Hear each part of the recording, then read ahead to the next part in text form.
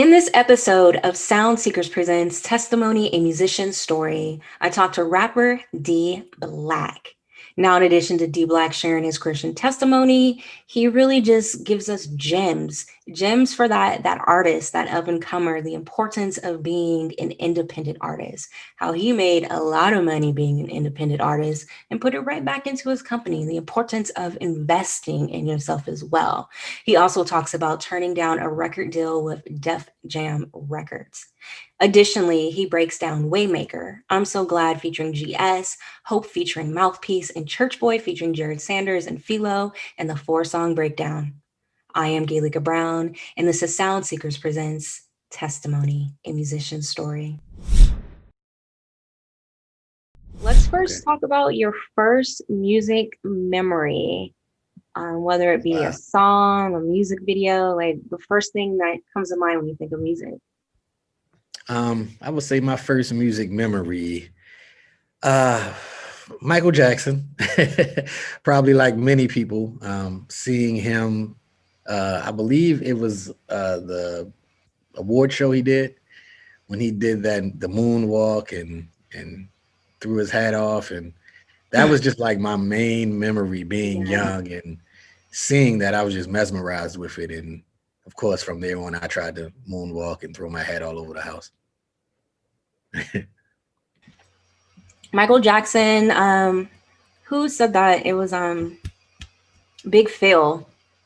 He mentioned Michael Jackson as well. I would love to see Big Phil moonwalk. I would love to see that too. But yeah, I think I never actually thought about the question for myself, but I'm pretty sure Michael Jackson would be my first music memory, either Michael or Tina Turner. Oh, wow. Those two good ones, though. For sure. So, yeah, Michael Jackson, legendary. So even for my kids now. So yeah. Were you like sliding around the kitchen floor on like your white socks trying to do the moonwalk? I did it all. I had the white socks. I had the white sock on my hand as the glove. Had the white socks on my feet sliding. Every type of hat you could think of, I was just throwing it everywhere. I took it to the extreme. I was trying to like put the glitter on the socks and all of that stuff. Right on. Okay. And where were you born and raised? I was born in Baltimore, Maryland, originally. Okay. And were you raised there? Yeah, I was raised there. I live in Florida now, so. Okay. Floridian. A lot of people live in Florida. Yeah, why not? Of course, it's beautiful weather all the time. Yeah. Did you grow up in a 2-parent household? Not originally, no. My mom, she actually got married when I was about 9 or 10. She got married. So no, I grew up in a single family household. Probably like a lot of stories of people who might not have had dads in the house. Yeah, so I suffered with trying to find that figure to replace, and I got one. And he was great. And then he wound up becoming addicted to drugs. So went back to just me and my mom around maybe, I want to say 13, 14. And then I was worse than I was before. Yeah, still, searching for that father figure. So you were only child? Yeah, I am the only child, but my dad originally, he had kids. I didn't know that I got to know later on, but we never were able to really, really develop a relationship. But he had kids. My mom had me when she was 15. My dad was 17. So at the time, he wound up in the military, and, he was running around sowing his wild oats and, had kids other than me that, I found out about later. Okay. And so it was you and your mom, and you said that you end up better. You ended up worse than before because you got the taste of fatherhood. I probably wouldn't say just the taste of it. It was more so at that age, when you turn 13 or 14, you start to go through so many changes as a young man. You start to try to figure out your identity.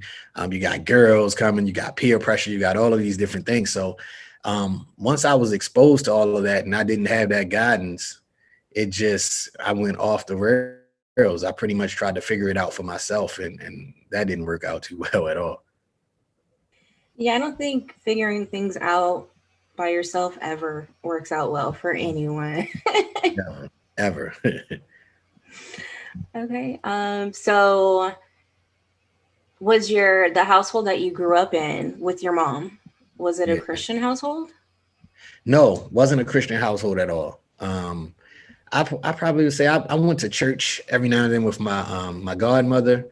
She was she was settled and she was in the church consistently, and I would go with her as much as I could. My mom would send me with her, but nah, my family, man. I tell people a lot of times the family I came from, it was like a movie. Like it was a lot of things, and church was not one of those things. I probably the first time I ever even picked up a Bible to read it was me actually going to church for the first time, maybe at like 21, I want to say 20 years old. Okay. Wow. That's, I mean, that's probably not uncommon, honestly, Yeah, but yeah, just when you say it, it sounds pretty yeah. major. I know it is for me now. Thinking back, as much as I'm in the Bible, like man, I never even knew God's word. I never touched it. I never studied it. I had no idea. Okay. So, 20 years old. So how did you come to picking up that Bible? My wife, who wasn't my wife at the time, we came together from high school. She knew me, and around that time, I want to say yeah, 2021. I had a crazy year, and I was sick on a New Year's Eve. And she called me and said, "Hey, won't you go to church with me?" And because I didn't feel well, I wasn't going anywhere anyway. I agreed, and I wound up in church that night, and I was laying on the altar probably the whole service because I was sick, and I never left. I never left after that. I pretty much stayed going with her every Wednesday, every Sunday, I'm sorry, I think you froze. serious storm right now. So I was hoping it wasn't me. It looks like it's me because my whole Zoom shut down and then just came back up.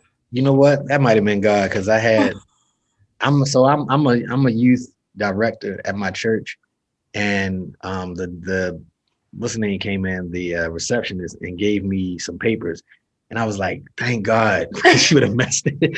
He came in, but hey, can I give you these papers? I'm like, I was doing an interview, so luckily she came right in after that. That worked out. Only thing is now I don't know where you were at in the middle of you being at the altar, never leaving Oh church. yeah, the last thing I don't know, I believe I went to um my wife inviting me, so I Oh, could start there if you want. yeah. What your wife invited. So yeah, my wife, she invited me. She wasn't my wife at the time. We had started dating again from high school. We knew each other, and she invited me to a service on a New Year's Eve, and I decided to go because I wasn't feeling well. And that whole probably night, I just laid on the altar. They probably thought I was, they probably thought, man, this man came to give his life. I was sick, you know what I mean? But I never left. I stayed there. I was mesmerized by the word of God, and I decided I was going to go every week. I didn't change immediately, of course. That's not how it worked for me, but I stayed in church. I kept going, and the next thing you know, man, it was just my life.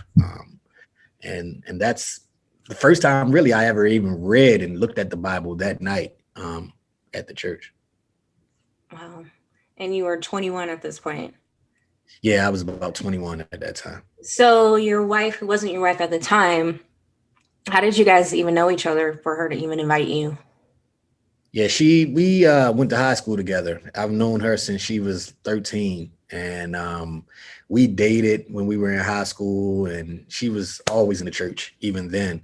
And I went crazy, did what I wanted to do, and we kind of I went to the military, she went to college, and then we kind of reconnected. And she was like, if we're gonna get back together, I guess she assumed you got to know God. You can't, and that wasn't something that she presented to me, but I knew that was her thoughts.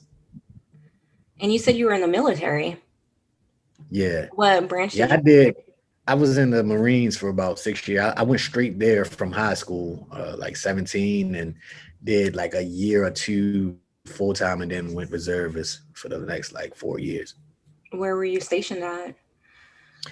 Originally, I was supposed to have been stationed. I was going across seas, but when I came back, they stationed me, and I was in Baltimore, so they didn't have a regular Marine base there. So I was at Anacostia and Andrews Air Force Base, Okay. which is weird, being a Marine station on the Air Force Base, but that was the only thing we had. So now you're out of the military, you give your life to Christ by way of this woman that you've known since high school. How Yeah. does that transition to marriage?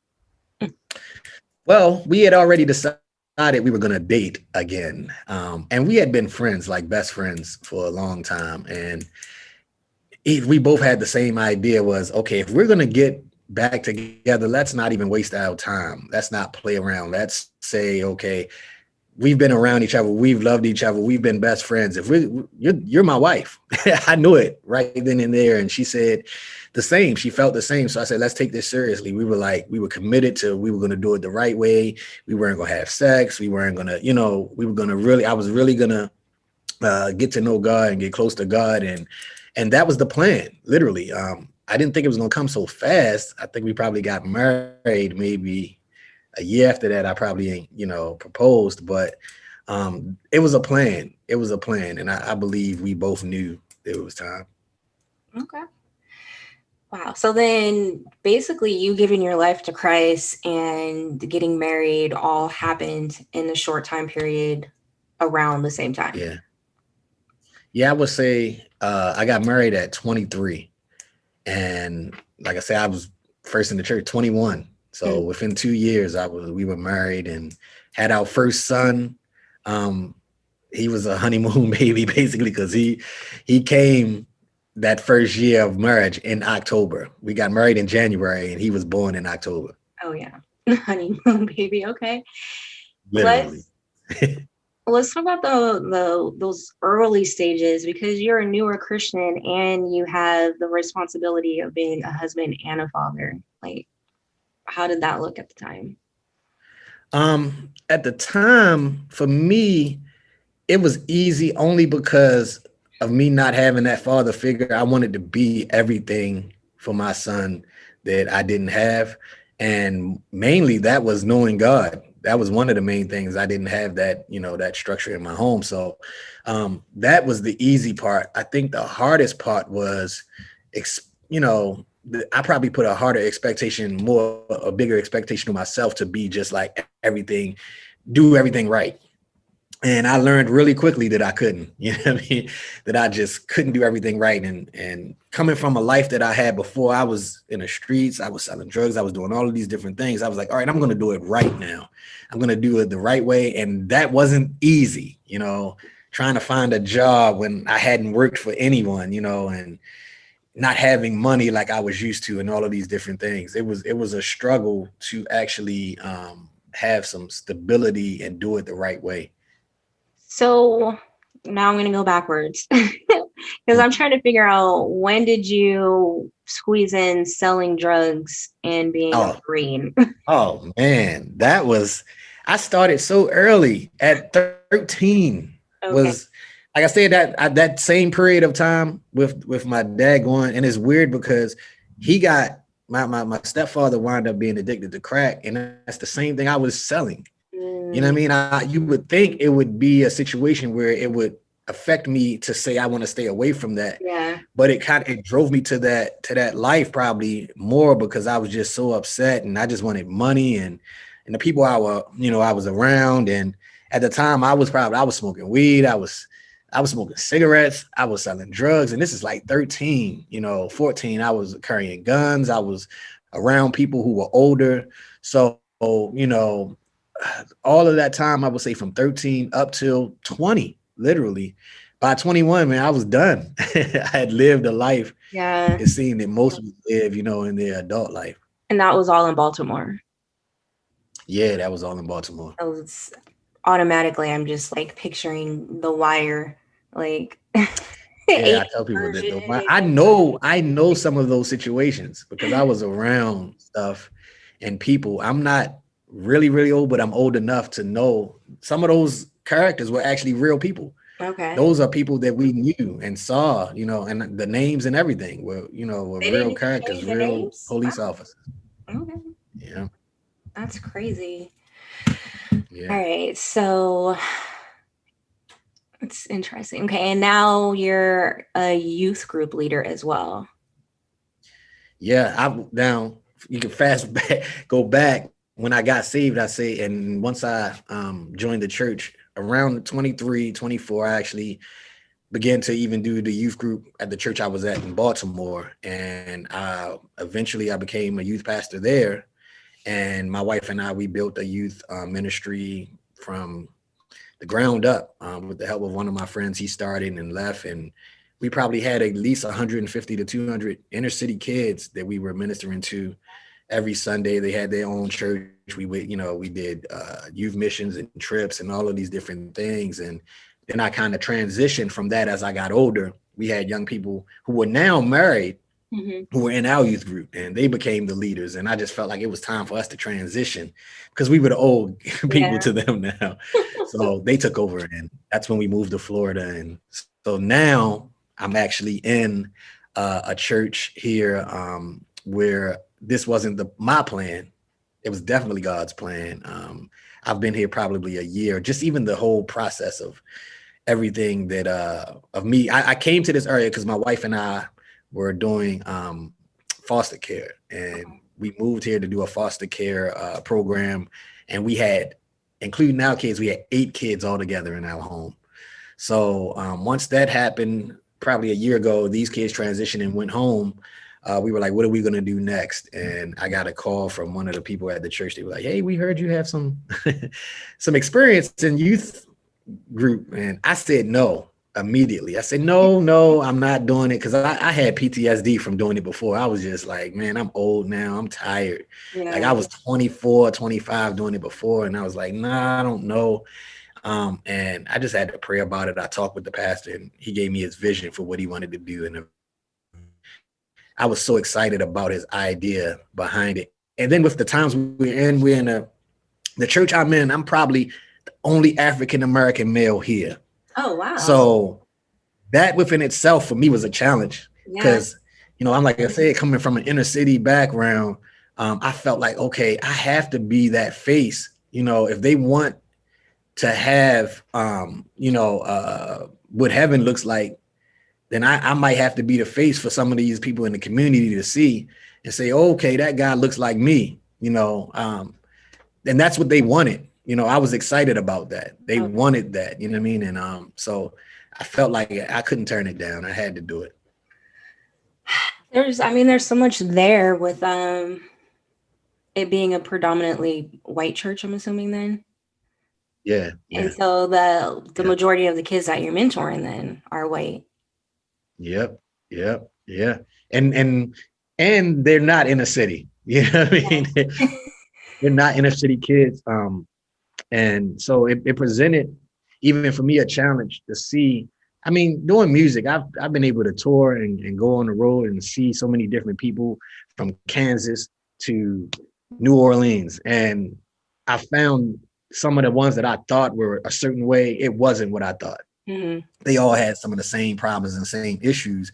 It was just the environment was different. You know what I Yeah. mean? And that kind of shaped me where I was like, man, I'm thinking small minded. Yeah. I'm thinking, oh, you got to go get the kids out the hood. Well, now the kids in these homes with money who got parents who are never there, or kids who are suffering with depression and all of these things. Even though they have all of the things, they don't have peace. So I had to learn that issues and all of this stuff doesn't end with money. We all have the same issues and Same problems. issues, just different environment and Yeah, circumstances. I know. yeah. And you have your own biological kids as well. Yeah, I have three biological kids and one adopted son, Okay. Wow. So yeah. which is awesome in the sense of what we're doing because my adopted son is white. Oh, So that that's was a miracle that's within itself. unusual. Say Sorry. it again. That's unusual. I don't think I've ever Yeah, met. it's we're like in the 1% pretty Yeah. much because in Okay. Maryland we would bring in kids who were medically challenged, and eventually I think we've had like three white kids that they gave us, and that never happens in Maryland in general. It never happens, and for us to have him and eventually adopt him, you can imagine some of the things I've experienced and seen. You know, when I'm on vacation and I'm holding him, they're thinking like, "Who is this guy and whose kid has he kidnapped?" You know what I mean? Yes. So it's interesting, but at the same time, like I said, it's giving me a great perspective on everything. It is interesting.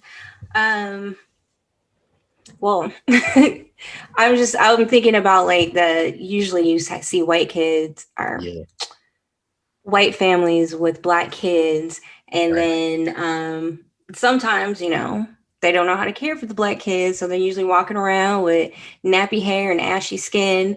I'm going Um, through that now because I haven't been in the church. From I see it and I'm like, yeah, you might want to get a brush for his head, man, and get this like grease that we use and rub it in real good and put some lotion on them, and I because we use mean, that. yeah. I mean, there needs to be like a handbook that comes along with it, but I'm just I needed wondering. it too.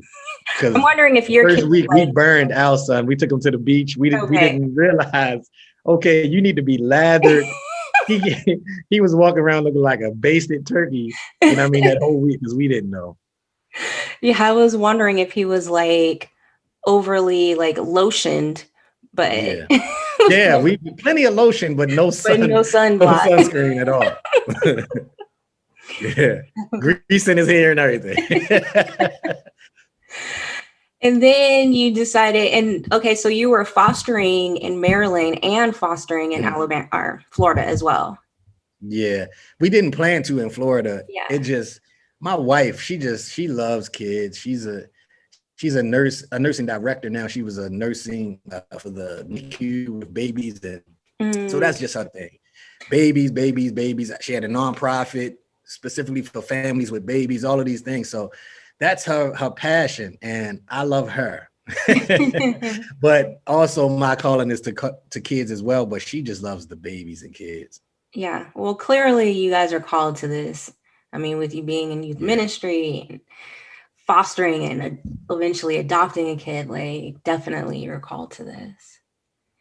yeah. So, how does God's presence look like in your life personally, outside of the music, just personally?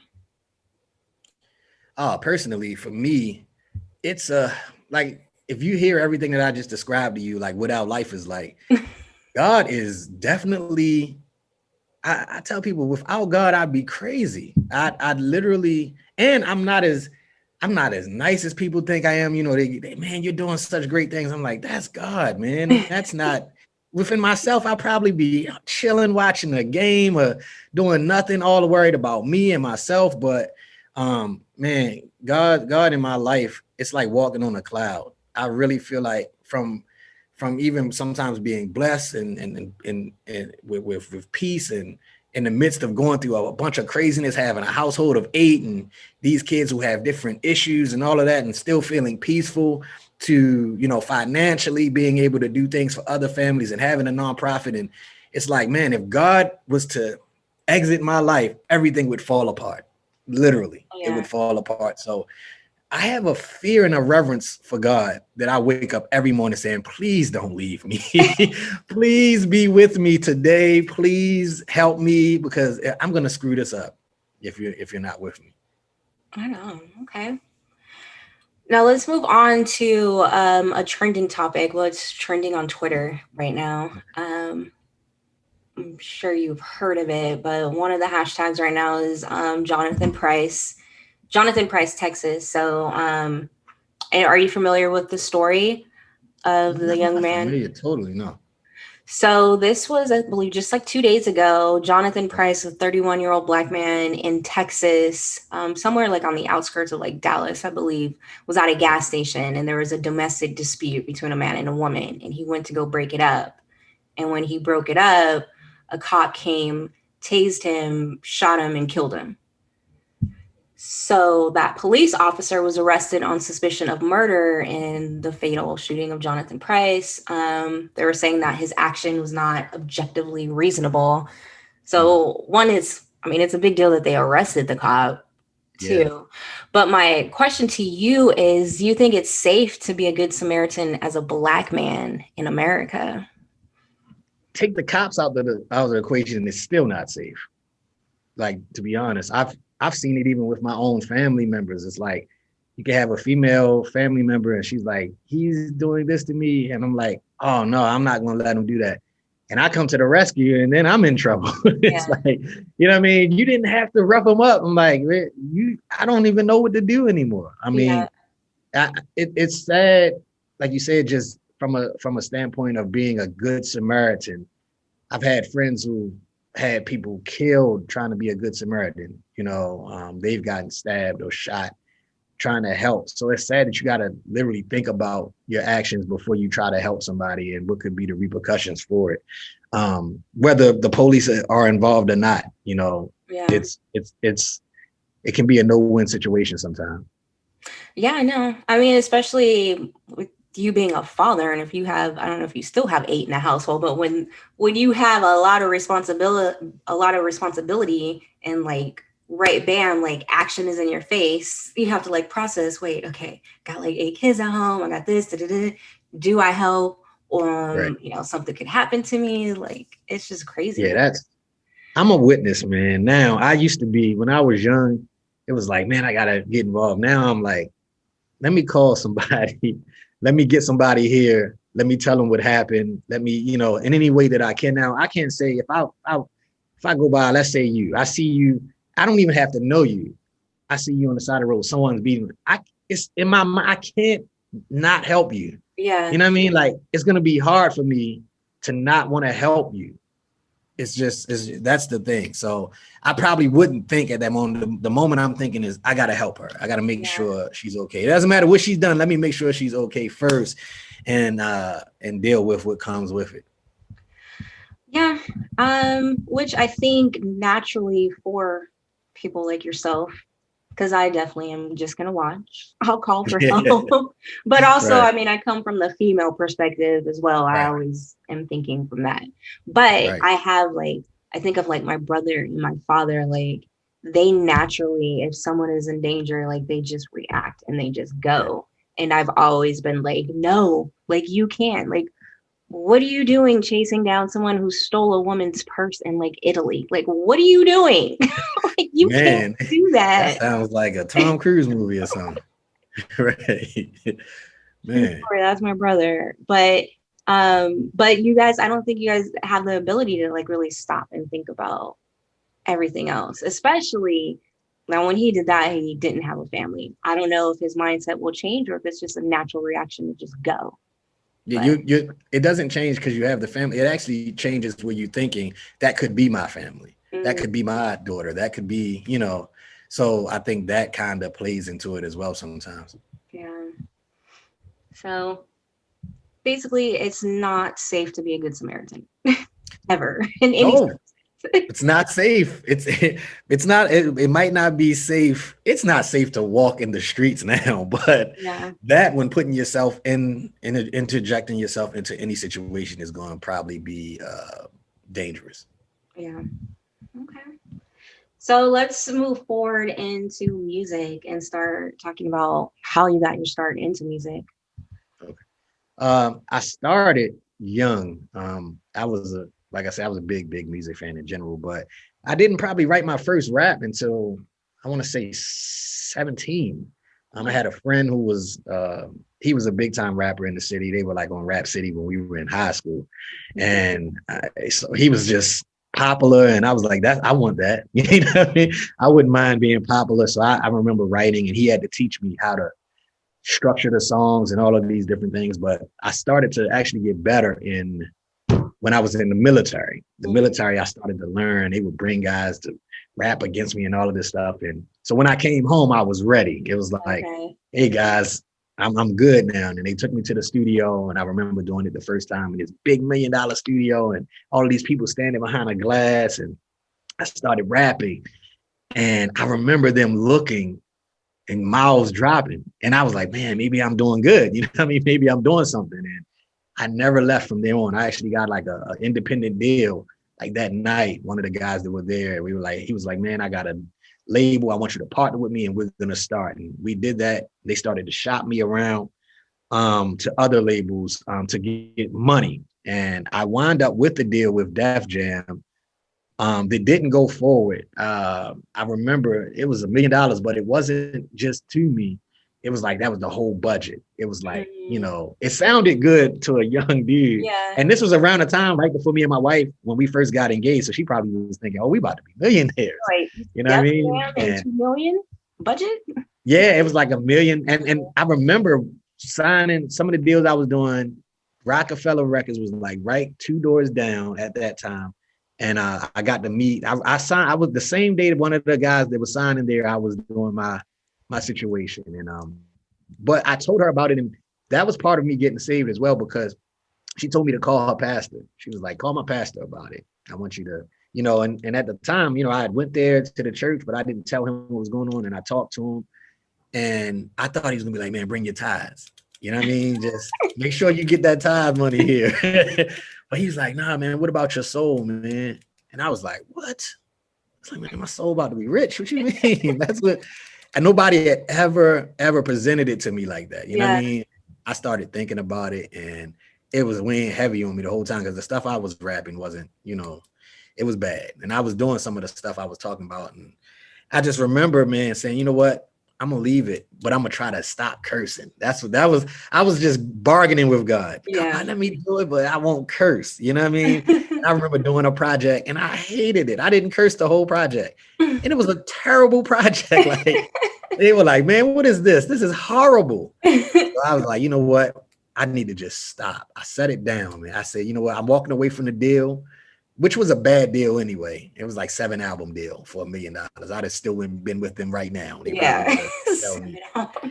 And I said, I'm walking away from it. And I didn't rap for almost 8 years. Eight Wow. years. I did my first project in 2010, a Christian rap project. And because I just thought in between, I was like, this is gonna be corny, man. Like, how do I do this? And I think the first person I heard, one of the first I heard, was The Truth and Ambassador, I believe, Hmm. are two people that I heard. And then of course Lecrae came along with the Bride and did my Jesus music. I wasn't from Texas, so I wasn't into the screw, but I Yeah. knew that that was possible to do, and from there I didn't look back, and I did that first one. I thought that was going to be it. And God opened up a door where I actually was, that first one was ballot. It was on the ballot for a first ballot nominee for a Dove Award. That first one I did. And I was like, oh, maybe I should keep doing this. Maybe this is something that God is calling me to. And that's how it began. Wow. Okay. Um, oh, so I mean, that was 10 years ago then. Yeah, 10, yep, almost 11 years now. Yep. My first So one, man, you just made me feel like cross movement or something now. Yeah, 10 years, 10 years ago, I dropped up my first actual project. that's a big deal to be in music, period. Well, in entertainment and then in music for a Yeah, decade, 10-year yeah. time span. What would you, how has the last 10 years look like, and what would you attribute the staying power to? Being independent is Mm, proud. I mean, I did do a deal with Sony a couple years back. Same time Reach was a part of them. And when Reach left, they kind of just folded, and I was able to get out of that situation. I think for me, the staying power is definitely connected to being an independent artist. okay. Um, because of that, I was selling music. I might not have been on the charts when I was in Baltimore. I was doing great. Baltimore, DC, Virginia. I would just travel those three different places, and within those places, people don't believe that I started my own label to just cover myself. And that first year, I probably made like 80 grand to fund what I was doing. I was making my own shirts. Mhm. I was making my own CD. I had my own CD machine, my own shirt machine. I was going to, all of these different places and these different churches, and God was blessing it. I might not have been selling a whole bunch online, but I was literally selling CDs to people. And in that area, it blew up so much. I have friends who are artists who, I laugh with, and they say, man, you were like big in your own little. I said, yeah, I didn't know about everywhere else until I was like invited to Atlanta one time. But within that little spot, man, I remember being on like the radio at the mainstream radio station, and they were like naming the top artists in the city. And someone called, man, you were on there. You're a Christian rap artist on there with like Wale and all of these guys. And I'm like, yeah, because I still was thinking like they were. I was still moving like they were. And that is still to this day how I'm able. I'm friends with a lot of different artists who are very successful, from Bizzle, to, I ain't gonna name a whole bunch of people because I don't like doing the name stuff, but I see how they're able to do what they do. And then they ask me, what are you doing? Like, are you selling drugs? What are you doing? And I'm like, nah, man, I'm literally just still keeping that same formula. I work with every, other people. I have executive produced for Eshawn Burgundy for his album. I've worked behind the scenes a lot of times, and everything I do is my own, independently, whether it shirts, whether, and people support it. I don't need a million people. I just need a few, to keep it going and to support the ministry. I mean, that's a gem right there, especially for people who are coming up and trying to be in the game for 10 years to know about that independent grind. Yeah, I think too, another thing that's really important is just like it took a lot of investing money into myself though. Like I said, I didn't know what I was doing. I bought a machine that did light scribe onto CDs. I bought a shirt press machine. I had never done any of that stuff. I had to look on YouTube and figure it out. And I had to mess up a lot of shirts, had to mess up a lot of CDs trying to figure it out. But once I figured it out, I wasn't paying anybody to do anything. I was doing it all for myself. So if I got a shirt and I sold it for $10, that was all my money, Yeah. So it made it. I think Jason, he said something one time that kind of stuck with me, where he said, just get 100 people to spend $100 with you a year. And I was like, man, that's a great concept. Because for me, it wasn't about making the money I never used that for my bills. Everything I got, I took and I put right back into what I was doing. So if I made that 80 grand was gone. It was put back into whatever I was doing to maintain. So I don't have to, I think you keep the integrity of what you do if you don't have to worry about money. Yeah. It keeps the integrity there. I don't got to chase money. I don't got to rap or do a song specifically to reach people to get money. I can keep my integrity. You know what I mean? So that was big for me. Right on. That's dope. That's dope. Um, let's move forward to our 4-song breakdown. It's the section where the artist raps or recites a verse and discusses the song. So I selected 4 songs for you. Waymaker, I'm So Glad featuring GS, Hope featuring Mouthpiece, and Church Boy featuring Jared Sanders and Philo. If you don't mind starting with Waymaker. Waymaker. So you want me to rap the whole verse? You can just pick a verse and you can rap it or recite it, and then we'll discuss it. All right. Your death couldn't hold me. He rose up on the 3rd day with all power in his hand. That's what the words say. So you just want that one verse right there? Oh, no. I mean, keep going until you get to all the way through. Yeah. Okay. All right. So death couldn't hold me. He rose up on the 3rd day with all power in his hand. That's what the words say. So now I give him worship with the word play. I am the clay. He is the potter. Give the Lord praise. Hands raised for the Father. I play my party's director. He's the author. He's the alpha. He's Omega. In between, he was martyred. He was beaten. He was killed for our sins to be offered. To the grave, I'm a slave to his will. In a deal, I was bartered. I was bought with a price up on that hill. I reveal all of his glory. Through life, I'm living his story. When I write it just like it is Christ who's living it for me. Greater is he within me. He fills me when I am empty, kneeling before his presence. Sin is trying to tempt me. I know I'm only the messenger. He is the one who sent me. I deliver his message, and nothing's going to prevent me from singing. Right on. Okay. And why Waymaker? I mean, the song's pretty self-explanatory, but like the decision to Yeah. make it, especially like 10 years in the game, I'm sure you made something similar, right? Or saying something Yeah, similar. my church at the time we had the lockdown. So Mm, they were doing online worship services, and the pastor for worship, he called me. He said, "Man, I want to do something with you." And this is awkward again because I'm in a church that's predominantly, white, and it's a Baptist church. They don't do no rapping on stage and all of that. So I was like, really? Okay. What do you want to do? And he was like, I want to do Waymaker. And I was like, oh, okay. So I just added, if people hear the song, I actually released it. In the background, I have like a drum pattern that I added myself into it. And we okay. went back and forth, and I actually did it live here in the church, and we recorded it one take. So what people are seeing and hearing is actually just was a worship service for our church for Okay. one Sunday that was sent to people online. Okay. So, well, that was a good look on your pastor to come up with that. Also, Yeah, it was bold too, man. yeah. The people, I didn't know how people would receive it, but it's awesome to see like an 80-year-old lady come up and say that's my favorite new song, and I'm like, oh, Oh. yeah, yeah, All right, let's go on to I'm So Glad with GS. okay, all right, this one different. See, I remember, say, I'm so glad I didn't listen. I'm too busy in the kitchen, whipping like I'm on a mission, living like I got a vision. Took a shot and I ain't miss it. No, it's a working like I'm on commission. Took a shot and I ain't miss it.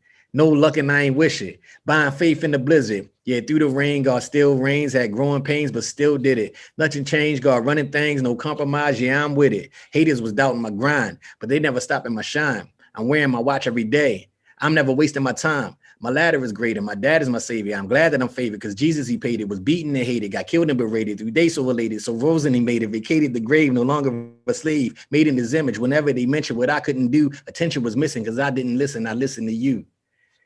Yeah, that one is not easy. I'm gonna tell No. you that, and I haven't even learned that one yet. Like, and I talk with GS all the time. I say, man, if you want me to do that live, bro, I'm gonna need some time for sure. That was a complicated little pattern. Yeah, it is. It is. So that's GS's song then featuring you, or is it you featuring GS? No, that's my song featuring him, but it should have been his song because when I sent it to him, I've probably been working on that song for a minute, and he actually is gonna probably release it on his project. Like I released it as a single, and he was like, "Man, I need that." Like, he's on the hook, and he starts the song off. So I'm like, "Man, it sounds like you're featuring me." So yeah, I told him, yeah, that's for his project, so he's gonna release it on his actual album. And why'd you decide to have GS feature on your project? Well, GS is for a minute. We've been connected. He's the reason I actually got connected with Bizzle. We connected back in 2012. He reached out to me, and a lot of artists, man, have so much pride sometimes. I mean, that comes with being an artist. And he reached out to me for a song I did way back called War, and he was like, "Bro, I love that song. It was amazing. I just want to encourage you." And I was like, "Oh, okay, cool." And we connected, and I wound up in Houston doing a song with him and my brother Mouthpiece. And from there on, we've been connected, from families to him coming, staying in my city, me being there in his city and being together. And so we have a relationship. Most of the people I work with, we have relationships. Okay. And speaking of Mouthpiece, the next song is Hope featuring Oh, Mouthpiece. yeah. Yeah, that's one of my favorites right now. That one says, they tell me that prayer ain't gonna change a thing. Yeah, let's break the chains, but still we got a link. Shed a couple tears, let it become my ink. Shed a couple fears, then I begin to think. Can't get too emotional, we at the brink. In a sunken place, but God won't let us sink. Yeah, they feed us poison. God don't let them drink. They close their eyes to what was coming. God don't let them blink. Eyes open, I'm watching the plot of Satan dividing and splitting nations. So many are filled with hatred, anger blinding their sight to decipher wrong from the right. They say I'm wrong for the light during these dark times. They lighting fires in the night, committing dark crimes. Some playing on both sides, trying to walk lines. I'm just walking with the Lord, so my walk's fine. Justice is the object. Hate I can't digest while they eat it up. The media feed it up. These leaders are leading what? Lord, we need you. You see, we stuck between burn something and learn something. Knowing freedom's never free, you got to earn something. We're headed straight toward destruction, got to turn something negative to positive. They say that's just how it is. Why we got to die to live? We don't need no politics. We don't need apologists. We need to acknowledge this world is filling with evil when Satan is using people. Wow, that was a mouthful.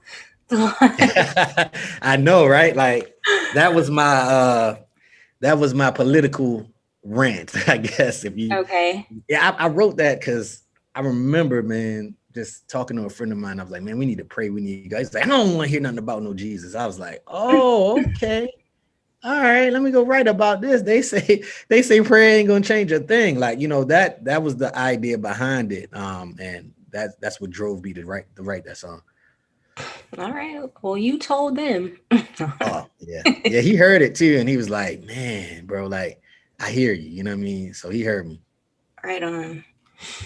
And Church Boy featuring Jared Sanders and Philo. I'm not familiar with Philo. Oh. Yeah, he's another one like Brinson, who's connected to a lot of different people, but he just doesn't promote. He doesn't really care about obviously promoting himself, but he's done songs with a lot of different people, and he's a really dope artist. Okay.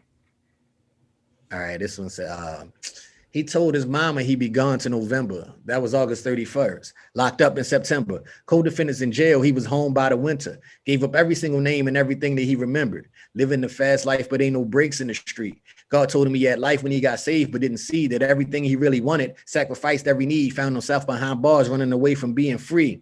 I seen this story more times than I cared to. Ride or die until the driver start asking you where to. On the road to hell, sitting on your tail in the rear view. In your bag, but never had real power to tear through.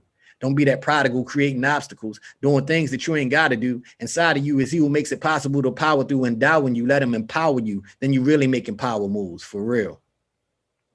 Okay.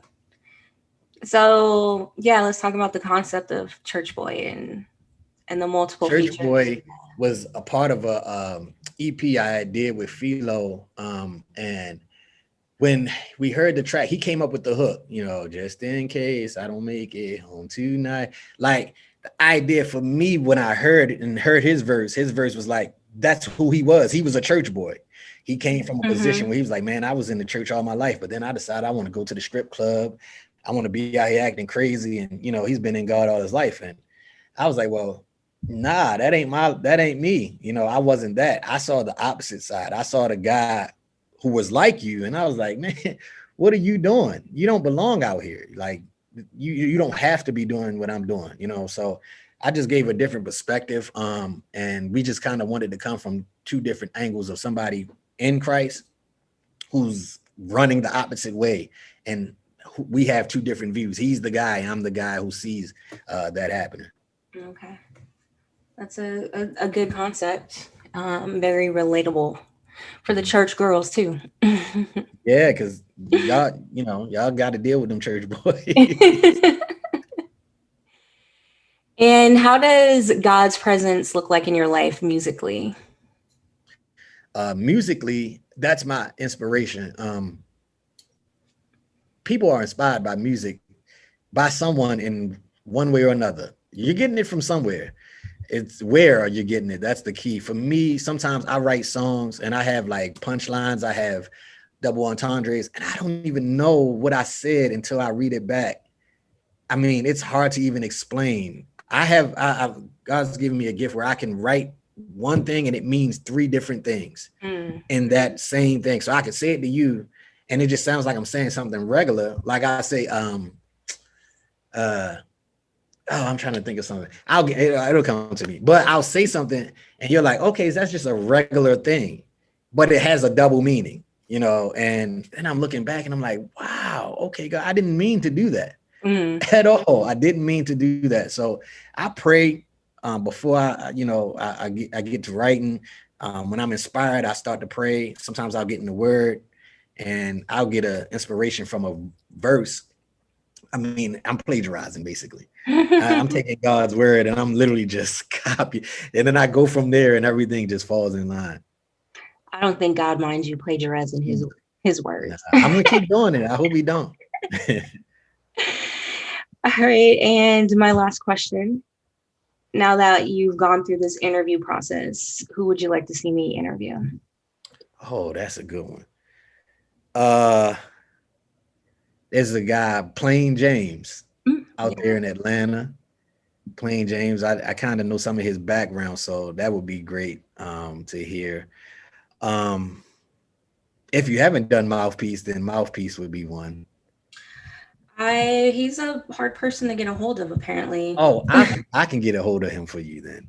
I'll make Okay. sure you get it because he is. Trust me, he definitely is. I would appreciate that because I did try to reach out. Because Brenton mentioned him as well. Okay, okay. So yeah, I said Plain James Mouthpiece. Do I have to give you a certain amount number? No, that's good. Plain James, I do. I want to try to get a hold of him as well. So Yeah, people have no like the perception of who he is. Trust me, I had it. I was like, all right. Then I met him and we connected on tour, and we never. And I was like, man, he's nothing like what you think. Like he's a preacher. yeah. You would have no idea. He's nothing like what most people think. Hey, what's up? Thank you. Thank you for listening to the show. Thank you for watching the show. However, you consume us, thank you. Please subscribe to the show. And if you really enjoy the content, please leave a review. It really does help with the ranking of the show. And if you want to go an extra mile, share the show, share this episode. And for all things testimony, visit testimonystories.com. Until next time, I'm Gilika Brown, the music lover constantly seeking positive music.